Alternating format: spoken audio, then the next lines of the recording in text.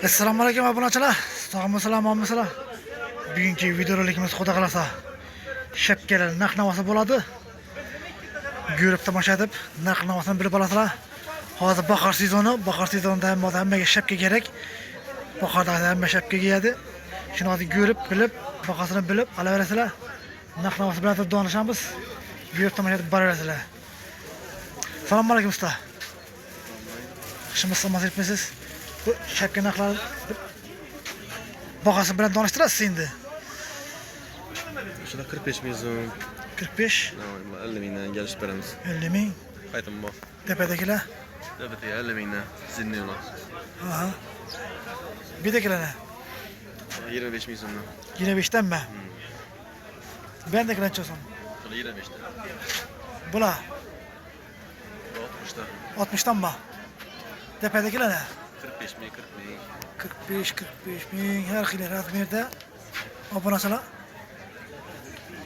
Shunaqda ekan. Bu ham shunaqdami? 70 mingdan. 70'ten. Tepadagilar Hammasi boqadi. Hammasi bahası bir mi bular? Obunachilar her xil razmerde, her xil turda bor ekan. Bir de ina bular çasom, ina bular. 40 ming so'm. 40 mingdan mi bular? Bular yozki bular ina. Yozdagidan 35'ten beraman deb turibdilar. Bular Bunları bitar 50 beraman. bitar 50. Bunlardan bulunma. 45 ham beramiz. 45 hem ekan. Bu ham shu boqadi. Hammasi bu shu baqatana. Bular necha mina bu yozda? Bularni 20 mingdan beraman. Qaysini?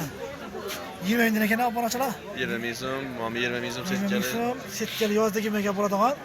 Bular necha so'm bular? Bu 25'dan 20'dan beramiz. 20'dan beradi ekanlar. Bular ish yapa bular. Bular necha so'm? 15 ming so'm. 15 ming so'm. Söğütleri bu. Bular 25. 25'ten yurtdan aytıyorlar. Bakasını bilip aldınızlar obunachilar. Şurada videorolikimiz yakunlaymiz. Sağ olun, aman bo'lin. Agar videomiz yoqsa bo'lsa, obuna olib qo'ying. Shapka qidirib bilganlar, narx-navosini bilaman deb bilganlar jo'natib qo'yasizlar. Şurada yakunlaymiz. Sağ olun, aman bo'lin.